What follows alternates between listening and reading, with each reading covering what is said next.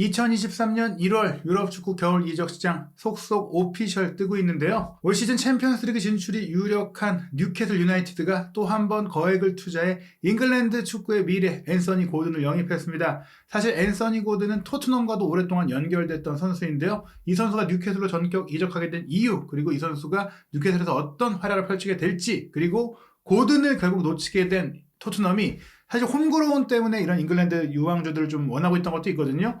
벨링엄 영입을 추진하고 있다. 정말 충격적인 소식이 현지에서 나왔는데 대체 어떻게 된 일인지까지도 샅샅이 살펴보도록 하겠습니다. 부버지 김현민 기자와 함께합니다. 안녕하세요. 예, 안녕하세요. 벨링엄만 얘기한 거 약간 예, 조금 낚인 거죠? 예, 벨링엄도 있고 또 주드도 있어요. 주드도 있고 벨링엄도 있는데 일단은 먼저 앤서니 고든 얘기부터 시작해야 될 것 같습니다. 뉴캐슬이 이제 영입을 공식 발표했어요. 예, 뉴캐슬이 고든 영입을 발표하면서 이번 겨울 첫 영입을 이제 성사시킨 거거든요. 그러니까 겨울에 영입을 안 하고 있었어요. 예, 근데 마침내 이제 고든 영입하게 된 건데, 이제 고든이 이제 뉴캐슬의 입단 인터뷰 이렇게 얘기했죠. 그 뉴캐슬이 나에게 관심을 가지고 있다는 소식을 들었을 때부터 이 구단이 내 구단이라는 확신이 들었다.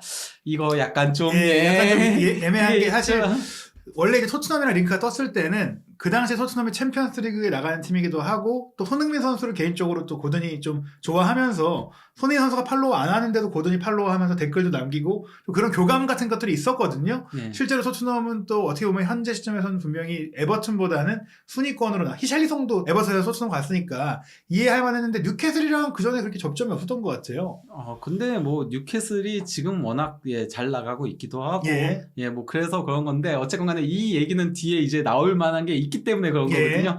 예, 그러면서 뉴캐슬의 팬층과 도시가 나에게 잘 어울린다고 생각한다. 약간 좀 뉴캐슬 쪽이랑 그 리버풀 지역이랑 비슷하긴 하죠. 예, 항구 도시기도 하고 그러니까요. 예, 그리고 하우 감독 밑에서 플레이하는 방식 역시 나에게 정말 잘 맞고 구단이 올바른 방향으로 발전하고 있다는 게 보인다. 정말 큰 발걸음이다. 사람들은 아직 내가 무엇을 할 수 있는지 보지 못했다. 아직 그가 풀포텐이 터지지 않았다는 거죠. 그렇죠. 예, 그러면서 난 감독과 클럽이 진행하는 방식 아래에서 더 발전할 수 있다고 생각한다라고 했고요. 네. 이제 에디하우 감독은 고든과 계약해 행복하다. 그는 최고의 재능을 가진 선수다. 그와 함께 일하게 되어 정말 기쁘다. 그를 발전시킬 것이고 그가 뉴캐슬 유니폼을 입고 무엇을 할 수 있을지에 대한 기대감으로 가득 차 있다.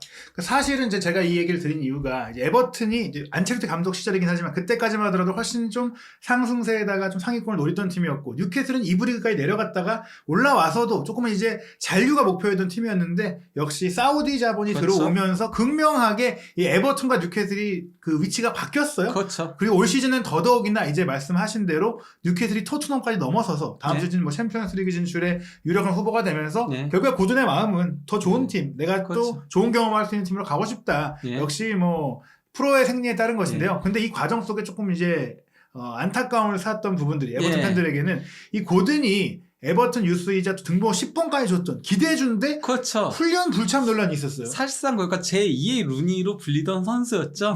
예. 하지만은 이제 뉴캐슬에게 오퍼가 오자 훈련을 3일간 불참을 했죠.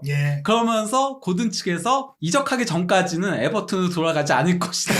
이거는 이제 임전 무태네요. 나는 이제 뒤가 없다. 나 그냥 후반기 조져도 되니까, 어리고 나 잉글랜드 대표 유망주고. 네, 그럼 요즘 더 유난히 이런 게 많아지는 것 같아요. 사실 이게 저는 요즘이라고 말씀하셨는데 최근에 이런 뉴스들이 좀 많이 나왔어요. 특히 이게 우리 선수인 이강인 선수마저도 훈련 불참은 아니지만 흔치 않은 원팔 소속팀 원팔 그리고 마요르카 플레이어인데 그 마요르카를 지운 것들은 분명한 그 의사 표출이고 여기에 카이세도까지 연달아 이런 일이 나오니까 요새 좀 많이 그런 것 같아요. 예전에도 물론 이런 일들이 있었는데 좀 잦아졌다는 느낌을 지울 수가 없습니다. 그리고 저는 플러스 좀 어린 선수들이 또 서로 영향 받는 게 아니냐, 저도 그렇게 했대, 너도 이렇게 해봐, 이런 느낌 좀 퍼지고 있는 거 아닌가, 영향을 서로 주는 게 아닌가. 그런 애들이 이제 바이어 나가지고 한번 2군에 박혀봐야지 되죠. 혼쭐 나봐야 되는데. 찬열로도 있잖아요. 찬열로도 있고. 그러니까 다 그 선수도 더 어린 선수고 결국은 이제 정말 설마 나를 2군으로 보내겠어? 내가 설마 반년을 허송세월 하겠어? 약간 이런 마음인 것 같아요.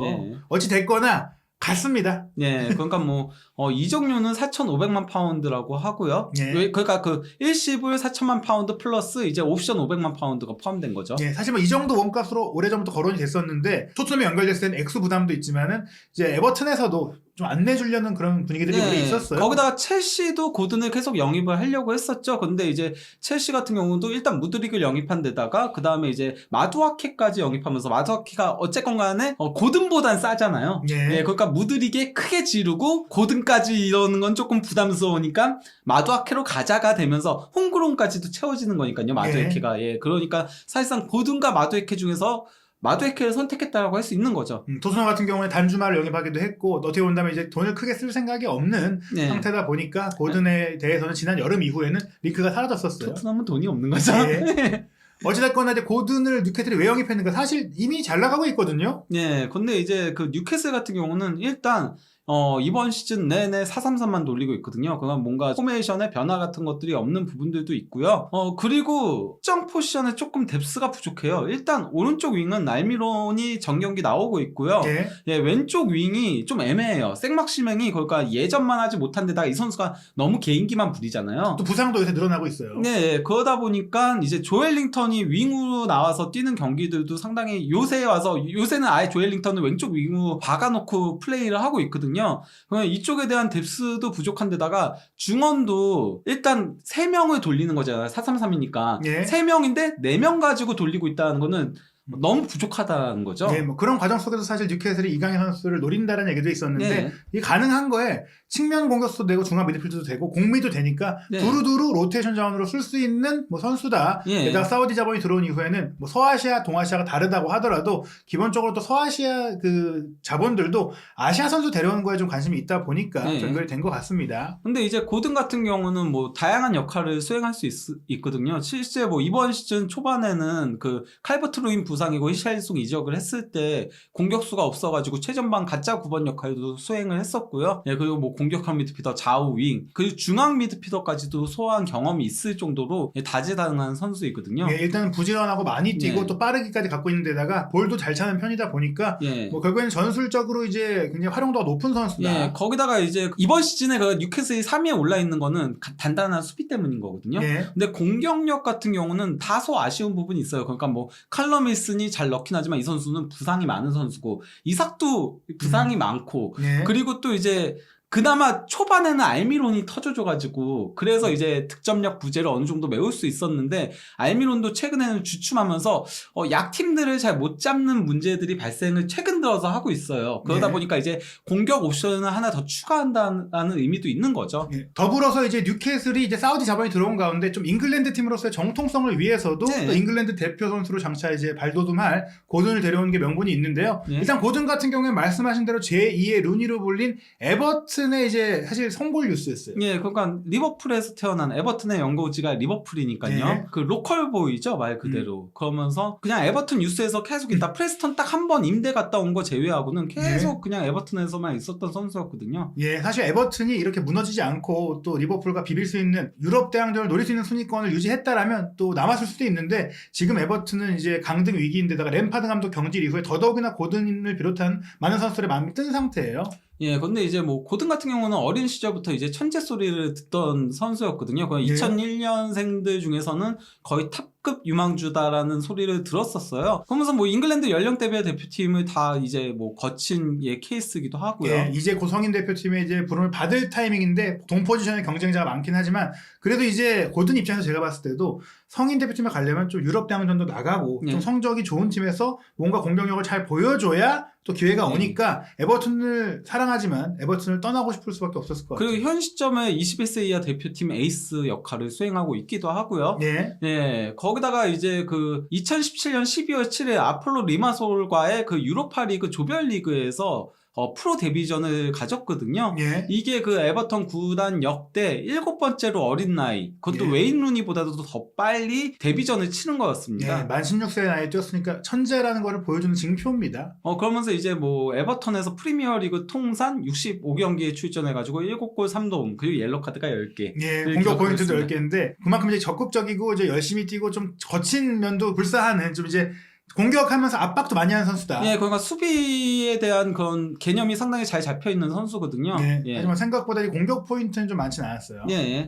근데 이제 이번 시즌 프리미어리그 기록을 놓고 보면요. 16경기 중에 12경기에 선발 출전을 했고요. 네. 1096분을 뛰었고요. 3골을 넣었고 이제 유효 슈팅 16개에 찬스 메이킹이 8개였는데요.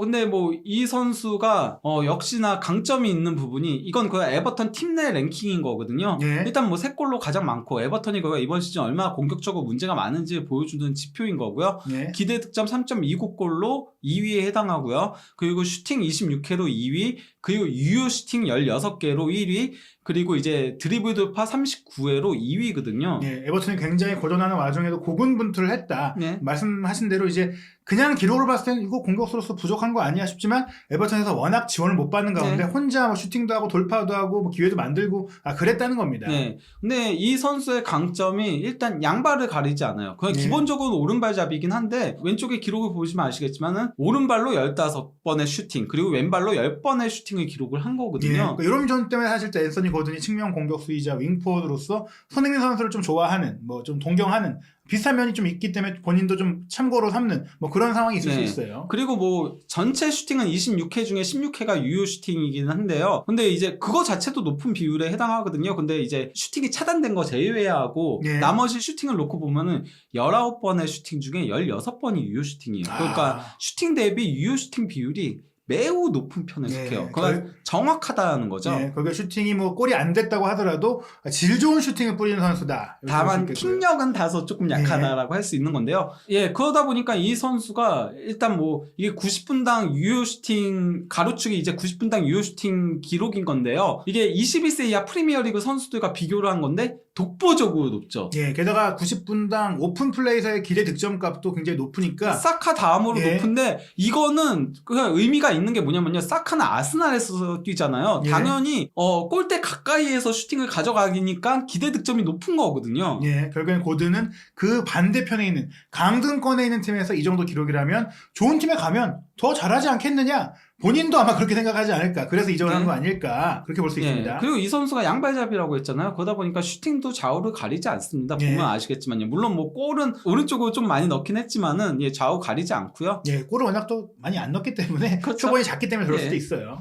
그리고 이제 슈팅 맵도 보면은 좌우 가리지 않죠. 예, 올 시즌에 가짜 구번으로 뛰기도 했기 때문에 이곳저곳 잘 움직이긴 했지만 양 측면에서 다 커트인이 가능하다. 양발잡이니까. 예, 그리고 이제 찬스 메이킹도 보시면은 좌우 안 가리죠, 좀. 예. 그리고 이제 패스 맵도 보면은 좌우 안 가리고요. 그러니까 결국에는 이제 오른쪽 윙포워드로 이제 히트맵이 깊게 나와 있던 올 시즌 기록이지만 왼쪽 윙포워드도 당연히 가능하고 그렇죠. 이선 전역을 소화할 수 있는 선수다. 네. 그리고 이 선수의 또 다른 강점은 폭발적인 스피드거든요. 예. 저희가 무드릭 할 때 폭발적인 스피드 얘기했고 무드릭 오자마자 바로 순간 최고 속도 기록했거든요. 예. 근데 그 전까지 1위가 고든이었다. 예, 사실 놀라운 것은 이제 홀란도 큰 체구에 비해 엄청 빨라갖고 괴물 같은 스피드가 있고 누네스도 속도하면 뒤지지 않는데 어찌됐거나 순간 최고 스피드 무드릭이 오기 전까지는 고든이 1위였다. 예. 그렇다는 거 역시 일단 선수가 빠르고 보면 분명히 활용도가 높고 생 맥시맹보다도 빨랐다. 뉴캐슬 입장에서 솔직히 이제 생 맥시맹이 이적할 거라는 얘기들도 사실 많이 나오고 그렇죠, 있으니까 뭐 그 뒤를 이을 뭐 왼쪽 측면의 주전 공격수가 될 수도 있고요. 미겔 알미론의 로테이션 자원이 아니라 알미론과 고든을 함께 쓸 수 있는 거예요. 네, 그리고 이제 알미론도 휴식을 취할 수 있는 거죠. 고든이 오른쪽으로 나올 수 있으니까요. 그리고 뭐 이 선수의 어쨌건 간에 뭐 순간 최고 속도는 아까 뭐 최상이라고 얘기했었고 이게 뉴캐슬하고 에버턴 선수들과 비교한 그래프거든요.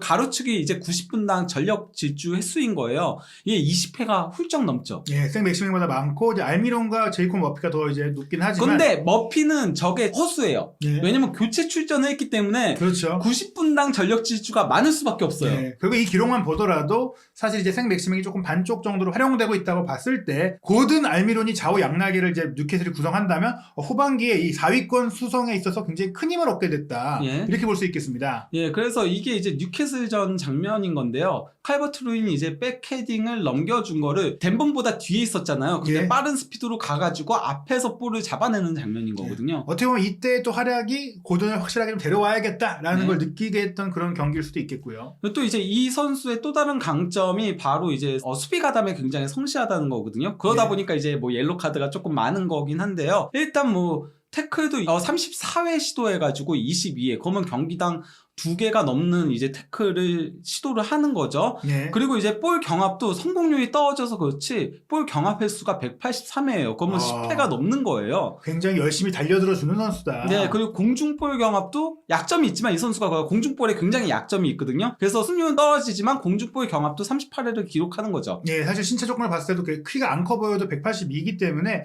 그래도 뭐 작은 키가 아닙니다. 즉 이 선수가 분명히 이제 프리미어리그의 템포와 힘싸움에 좀 통하는 선수다. 예, 그래서 이제 90분당 이제 수비 관련된 지표들을 놓고 보면은 뉴캐슬의 부동의 윙이라고 할 수 있는 알미론보다 전체적으로 다 높죠. 그 가로채기만 제외하고 나머지는. 예, 사실 이제 알미론이 이제 주전으로 뛸 때 조엘링턴이 왼쪽으로 가면 이 선수가 미드필더 성향도 있고 또 수비 가담이 좋다 보니까 균형이 잘 맞는 부분이 있었는데 사실 이제 공격수로 뛸 때는 조금 이제 마무리가 아쉬웠었잖아요. 예. 근데 고든이 들어온다면 조엘링턴과 함께 뛰면서 또 그런 수비적인 면이나 압박적인 예. 면이나 공격 연계도 좋기 때문에 예. 무조건 고든이 온다는 건 뉴캐슬이 더 강해진다는 얘기입니다. 예. 그래서 뉴캐슬하고의 경기에서 상당히 이제 수비적인 부분들을 많이 보여줬었거든요. 예. 예, 일단은 이거는 뭐 조엘링턴이 패스를 덴버한테 줬을 때 빠르게 달라붙어가지고 가로채기를 한 장면이었고요. 예, 그리고 198의 덴버가 과감하게 공중볼 경합을 하는 이런 성실성이 있다는 거예요. 도저히 솔직히 상대가 안 되잖아요. 그렇죠. 예, 상대가 안 됨에도 달려든다라는 거죠. 중요한 건 이렇게 달려 들어버리면 또 어떤 일이 벌어질지 모르고 상대의 후방 빌드업이나 상대의 볼 소유에 영향을 줄 수 있으니까 예. 이 선수의 경기 중에 태도를 보여주는 거예요. 사실 그러니까 공격수는 수비 성공이 중요한 게 아니에요. 얼마나 수비를 많이 해주면서 지연을 해주느냐가 중요한 거죠. 그렇죠. 예. 그리고 이거는 보트만 그 빌드업에 굉장히 능한 걸로 유명하잖아요. 예. 근데 보트만의 패스를 빠르게 가가지고 막아내는 장면인 겁니다. 결국엔 차단. 고든이 이제 오면서 전방 압박이 강화될 것이다라고 볼 수 있겠습니다. 예. 근데 이제 이 선수의 단점은 패스 정확도에 있거든요. 뭐 그가 패스 성공률도 75.1%고요. 그리고 무엇보다도 공격 진영에서의 패스 성공률이 63.3%밖에 안 돼요. 거기다가 이제 키 패스도 8회면 너무 적죠. 0.5회인 거니까. 기본적으로 많이 뛰어주고 예. 슈팅도 잘 때리고 돌파도 되는데 동료 선수들에게 이제 골을 넣을 수 있는 좀 정확한 스루 패스를 잘 보내지 못한다. 거기다가 이제 크로스도 23회 시도해가지고 3회 성공했어요. 네, 이런 부분들을 좀 이제 발전해야 되는 부분이다. 사실 그러니까 고든이 그래서 원래는 윙보다도 중앙 공미를 더 선호하는 이유이기도 하겠죠. 이런 네. 것들이. 하지만 그래도 이 선수가 센스는 있거든요. 그냥 공미에서 뛰는 걸 좋아하는 선수다 보니까 이게 그 그레이의 패스를 받아가지고 바로 이제 힐로 내주면서 이렇게 둘이서 주고받는 플레이를 하는 장면인 거거든요. 직접적인 스루 패스나 키 패스는 못하더라도 원투 패스나 한 번에 돌려놓는 공격 템포를 살리는 마무리 패스는 가능하다. 예. 그리고 이것도 이제 콜먼의 패스를 그대로 원터치로 찔러줘가지고 반더베이크한테 기회를 주는 장면인 거죠. 네, 지난 시즌 반더베이크가 에버튼으로 임대해 와서 그나마 좀 뛸 때도 고든 덕분에 조금 기회를 맞이했던 장면입니다. 예, 하지만 반더베이크는 전체적으로 안 좋았죠, 계속. 예. 근데 약간 우려점이 있다면은, 그러니까 분명 득점도 지난 시즌보다 올라갔거든요. 지난 시즌 4골이었는데 이번 시즌 3골이니까 벌써. 근데 전체적인 세부 지표가 조금 떨어진 편에 속해요. 네. 물론 뭐 기대 득점은 더 올라갔거든요. 0.19골에서 0.25골로. 이게 90분당인 거예요. 네. 근데 기대 도움이 많이 떨어졌죠. 네, 근데 사실 이 부분은 원래 지난 시즌까지는 히샬리송도 있고 또 칼버트린도 멀쩡했는데 올 시즌에 히샬리송도 떠나고 칼버트린도 계속 부상으로 시달리다 보니까 고든이 이제 좀 골을 넣어야 되는 상황이 됐고 골을 넣을 선수가 없는 거 아니냐. 그것도 있고 고든이 약간 조금 설렁 뛴다라는 지적들도 있었어요. 동기부여가 좀 떨어졌다. 에버턴이 안 좋다 보니까 그렇게 된 거 아니냐. 그래서 얘 떠날 것 같다라는 얘기들이 나왔는데 실제 뉴캐슬이 오퍼를 하니까 행동으로 보여줬죠. 원래 그럴 생각이었다. 그리고 뭐 전신 패스 비율도 떨어졌고 슈팅을 창조하는 그런 액션도 절반 가까이 떨어졌고 그리고 소유권은 도리어 더 많이 잃고 있는 거죠. 어떻게 보면 이게 근데 뭐 일부러 퇴업을 했다기보다는 자기도 모르게 좀 기분이 안 나는 거죠. 뛸 맛이 안 나는 거죠. 팀이 전체적으로 안 좋을 때는 본인도 같이 슬럼프에 빠질 수 있는 거죠. 그렇습니다. 이런 가운데 이제 뉴캐슬이 추가 이적 가능성이 제기되고 있거든요. 뭐 아까 생맥시맹 얘기도 하셨지만 뭐 그거는 아직 직접적으로 뭐 전개되고 있는 건 없고요. 일단 뭐 마테우스 프랑사라고 브라질의 이제 만 18세 공격형 미드필더 영입 얘기가 있는데요. 현재 그 1,500만 유로까지 제시를 했다라고 하더라고요. 근데 뭐 그리고 이제 전체 뭐 옵션까지 하면 2,000만 유로에 달한다라는 얘기가 있는데 2,500만 유로를 제시하면 영입이 가능할 거다라는 얘기가 있는 거죠. 바이아웃이 있기 때문에 2,500만 유로를 내면 데려올 수 있는데 일단 기본적으로 그걸 안 내고 데려오고 싶어하는 팀들이 선수의 상황이에요. 뉴캐슬은 오버페이를 별로 네. 하고 싶어하지 않는다는 얘기가 있고, 그리고 쉘비는 노팅엄 포레스트에 거의 근접한 상태죠. 예. 개인 협상만 남은 상태죠. 네, 그럼 노팅엄 포레스트의 뭐 25번째 선수가 올 시즌 될 것이다. 뭐 거의 예. 한 팀을 새로 만들어서 창단을 했어요, 지금. 그러니까요. 네, 그런 예. 상황인데 어찌됐건 쉘비는 이제 좀 이제 뉴캐슬에 뛰기에는 팀 수준도 올라갔고 예. 본인도 조금 체력이 떨어지고 있는 모습입니다. 예, 그래서 뭐 간단하게 프랑스가 어떤 선수인지 얘기를 하자면요. 프랑스 같은 경우는 뭐 일단 그 브라질 현지에서는 피르미누나 비니시우스 등과 비교가 되더라고요. 그래서 뭐 공격형 미드필더, 최전방 공격수, 왼쪽 윙까지도 설 수 있는 선수인 건데요. 네, 뭐 최전방에 갈 경우는 좀 빌드업에 응한 가짜 9번형으로 뛰지 않을까 싶은데요. 어쨌건 간에 뭐 이 선수의 이제 공격 그래프를 리그 평균하고 비교를 해보면요. 일단 드리블 수치가 독보적으로 높죠. 네. 이게 그 비니시우스와 조금 비교되는 요소인 거고요. 네. 그리고 이제 뭐 기대 득점 값도 조금 높고요. 예, 그리고 또 이제 슈팅 대비 기대 득점 값도 높고 슈팅도 많이 가져가고 그리고 박스 안에서의 볼 터치도 많이 가져가고 슈팅 터치 비율도 높은 편이고 그리고 압박을 많이 하고 그렇죠. 결국에 이제 부지런히 뛰는 피르미누의 좀 업그레이드 버전이 될 수 있는 뭐 그런 선수다. 약간 그가 고든도 그렇고 프란스도 그렇고 좀 보면은 에디아우 감독이 전방에서 싸워주는 선수들을 선호하는 것 같아요. 네, 그러면서 또 골을 넣을 수 있는 선수를 찾는데요. 일단은 네. 고든이 왔고 또 이제 추가적인 프랑스 영입 등을 고려한다면 전술 변화도 좀 염두에 둔 게 아닌가. 어쨌건 간에 현재까지는 433만 썼으니까 433으로 예상을 하자면요. 윌슨이랑 이삭이 최전방 원톱 놓고 이제 경쟁할 걸로 보이고요. 좌우윙은 기본적으로 고든하고 알미론이 갈 걸로 보입니다. 그러면서 조엘링턴이 다시 미드필더로 내려오면서 윌록이 벤치로 내려가겠죠. 예. 그리고 롱스테프하고 기마랑이스는 뭐 계속 하던 역할 하는 거고요. 그리고 좌우 풀백에 덴번하고 트리피어, 그리고 중앙 수비에 보트만하고 쉐어, 그리고 골키퍼 포프 이렇게 될 건데요. 예. 근데 고든하고 프랑스까지 영입한다면은 공격형 미드필더가 2명이 되는 거잖아요. 그러면은 저는 4-2-3-1 가능성도 있다라고 보이거든요. 예. 그러면은 뭐 윌슨하고 이삭이 톱에서 경쟁을 하고 고든하고 프랑스가 공미에 이제 뭐 생막시맹이라던가 아니면 조엘링턴이 다시 윙으로 올라갈 수 있죠. 예. 네, 그러면서 알미론이 오른쪽 윙에 서고 그러면은 뭐 수비형 미드필더 두 자리에 기마랑이스하고 조엘링턴이나 아니면 윌록이나 아니면 롱스테프 어쨌건 스쿼드. 예, 2명 가지고 4명을 돌릴 수 있는 상황이 되는 거고요. 예. 그 좌우 풀백에 덴번 트리피어에 보트만 쉐어에 골키퍼 포프는 그대로 예. 가게 되는 거죠. 요 정도면 사실 뭐 조금 이제 전방에서 이삭 선수가 최근에 이제 부상 때문에 온 이후에 좀 뭔가 크게 좀 스파크를 보이지 못했지만 요 부분이 조금 이제 기대만큼 나온다면 챔피언스 리그에서도 충분히 경쟁할 수 있는 스쿼드가 될 수 있다. 예. 이렇게 볼 수 있는데요. 저는 무엇보다 이 고든 선수의 가치는 역시 이제 프리미어 리그니까 잉글랜드 리그니까 잉글랜드 선수라는 것. 특히 이제 예. 홈그로운을 충족하면서 좋은 실력 갖고 있는 선수를 찾는 게 굉장히 쉽지 않잖아요. 네. 그래서 토트넘도 사실은 계속해서 원했고 특히 토트넘 같은 경우 다이어가 가짜 홈그로운이잖아요, 이게. 아, 예, 홈그로운인 그렇죠. 줄 알았는데 홈그로운이 아닌 선수. 포르투갈에서 컸으니까요. 그래가지고 항상 매 시즌 이 홈그로운 선수 때문에 애를 먹었기 때문에 고든하고 강하게 연결이 됐었거든요. 일단 뉴캐슬이 데려갔기 때문에 고든은 끝났어요. 그런 가운데 이제 그래도 토트넘 소식을 나름 좀 그 독점 뉴스를 많이 보도하는 좀 뭐 이제 뻥카도 있긴 하지만 네. 그래서 신선하게 취재를 하고 있는 풋볼 인사이더에서 브레이킹 뉴스를 띄웠습니다. 토트넘이 예상치도 못했던 벨링엄 영입을 지금 추진한다. 이게 대체 어떻게 된 얘기냐 살펴보면요. 예. 벨링엄이 맞아요. 예. 근데 이제 이름이 다릅니다. 바로 주드 벨링엄의 동생 조브 벨링엄 영입 협상을 지금 예. 하고 있다. 아, 둘이 참 많이 닮았죠. 예. 하지만 봤을 때는 진짜 벨링엄? 했는데 아니었어요. 예, 그 형 처음 어렸을 때 바로 이제 버밍엄에서 예. 데뷔전까지 치른 케이스죠. 예. 근데 최근에는 근데 형제 선수들이 보통 이 형이나 동생이나 한 명이 엄청 잘하면 한 명은 조금 모자라는 경우들이 있는데 요새는 이제 형제가 다 잘하는 경우들도 점점 늘어나고 있어요. 예, 뭐가 조브 벨링엄도 상당히 재능이 뛰어나다라고 얘기들을 하고 있고 심지어 예. 뭐 형보다 더 나은 재능이라는 얘기까지도 나오고 있긴 한데 제가 봤었는데 본 바에 따르면 주드 벨링엄보다는 한참 떨어진다. 예. 어찌됐거나 이 선수가 또 주드 벨링엄의 동생이기도 하고 말씀하신 대로 지금 이제 2005년 9월 23일생으로 만 17세예요. 근데 일단 버밍엄이 2부 리그에 있긴 해도 네. 경기를 뛰고 있단 말이에요. 그리고 네. 잉글랜드 열량볼 대표를 계속 거쳐 올라오고 있고 그래서 이 선수를 지금 복수의 프리미어리그 팀 혹은 또 주드 벨링엄으로 재미를 본 분데스리가 팀들도 지켜보고 있다고 하는데 네. 토트넘이 먼저 이 선수를 데려오기 위해서 이제 제안을 하고 있다. 네. 이런 얘기를 하고 있는데요. 말씀드린 대로 잉글랜드 청소년 대표팀에서 등번호 10번이라는 것 자체가 그 청소년 대표팀에서는 좀 이제 주도적인 역할을 예. 하는 선수다. 형도 만 16세에 이제 데뷔전을 치렀었는데 동생도 그렇게 네, 데뷔전을 치른 거죠. 네, 버밍엄에서 16세부터 뛰고 있고 이 선수는 네. 이제 공격 미드필더 물론 예. 벨링엄도 공미 중미 다 되긴 하는데 그리고 주드 벨링엄도 윙까지도 서긴 하죠. 네, 조브 벨링엄은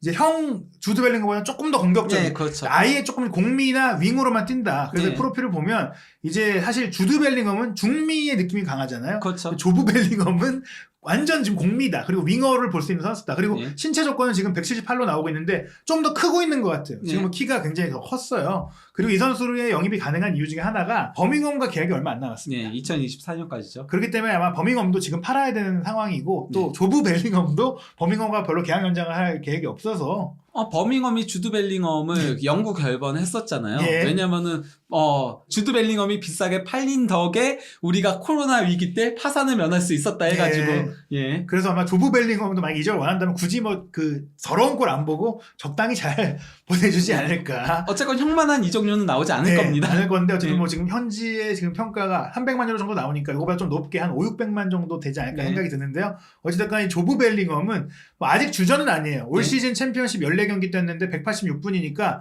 거의 교체 자원이다. 네. 그리고 지난 시즌까지는 그래도 이제 2군 위주로 뛰었는데 올 시즌에는 확실하게 1군 경기만 뛰고 있으니까 네.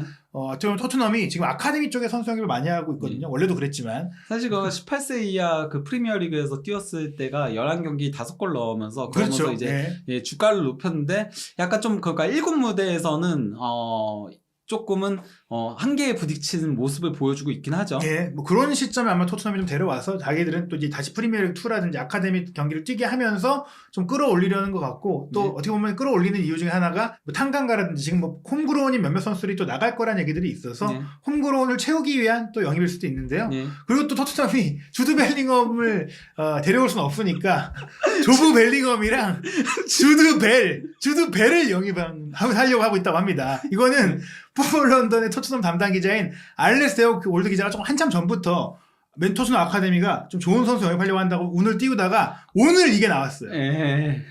첼시의 잉글랜드 19세 대표 스트라이커인 주드 순섭벨을 데려온다. 이 두 선수를 합치면 이제 주드 벨링엄이 되거든요. 주드와 아니 근데 조브 벨링엄을 정말 영입한다면은 골드 기자가 얘기한 뭐 대박 유망주를 데려온다. 그게 좀 성립이 되거든요. 예. 근데 순서벨이면은 예. 이건 조금 성립이 되는 건 아닙니다. 그 본인이 잘못 듣지 않았나? 뭐 어쨌든 아니면 조브 벨링엄을 끝까지 숨기고 싶은 걸 수도 있죠. 왜냐면은 조브 벨링엄은 인기가 많거든요. 그렇죠. 특히 주드 벨링엄을 영입하려는 팀들이 조브 벨링엄을 데려와가지고 리버풀이 형제 그걸로 그런 식으로 꼬시려고 한다는 얘기들도 많았어요. 네. 그것 때문에도 인기가 많거든요. 네. 조브 벨링엄은. 어쨌든 리버풀은 지금 좀 움직이기 어려우니까 토트넘이 좀 입도 선매하려는 느낌도 있는데 어쨌든 이제 물론 뭐 토트넘은 조브 벨링엄을 영입한다고 해서 주드 벨링엄을 영입하지 못할 겁니다. 그렇죠. 토트넘이 항상 하는 그 이적 시장의 행보들을 보면은 예. 절대 감당 못하죠. 예, 오히려 조브 벨링엄을 좀 써서 더 비싸게 팔려는 생각을 할 겁니다. 그렇죠. 그리고 제2의 주드 벨링엄을 만들려고 하는 생각이 있겠죠, 차라리. 그렇죠. 그리고 이제 주드 순섭벨은 이름이 굉장히 친숙하잖아요. 순섭이. 순섭이 왜 순섭이냐? 이 선수가 태국계 또 잉글랜드 선수. 예. 그래서 그렇죠. 순섭이 있는데 그래서 주드 벨이에요. 예. 주드 벨링엄이랑 비슷한. 그래서 저도 저는 순섭벨이라는 이름을 들어본 적이 없었는데 예. 근데 이제 저한테 태국 선수라고 하니까 잉글랜드 유망주 중에 지금 태국 예. 선수가 있다라고 듣긴 했었어가지고 잉글랜드 연례말 대표팀을 두루 거치고 그러니까요. 있어서 나름 기대를 받고 있는데 예. 뭐 어찌됐거나 토트넘 아카데미에서 조브 벨링엄이랑 주드 벨 그 선수를 영입해서 유스팀의 주드 벨링엄 주드 벨링엄을 만들 수 있다. 과연 토트넘이 홈그로운의 문제 어떤 선수를 해결하게 될지 앤서니 고든 놓쳤는데요. 앞으로 이어질 토트넘의 이적 시장 소식 그리고 프리미어리그 주요 소식 한준 TV에서 부버지 김현민 기자와 함께 하는 분석들 많은 관심 부탁드립니다.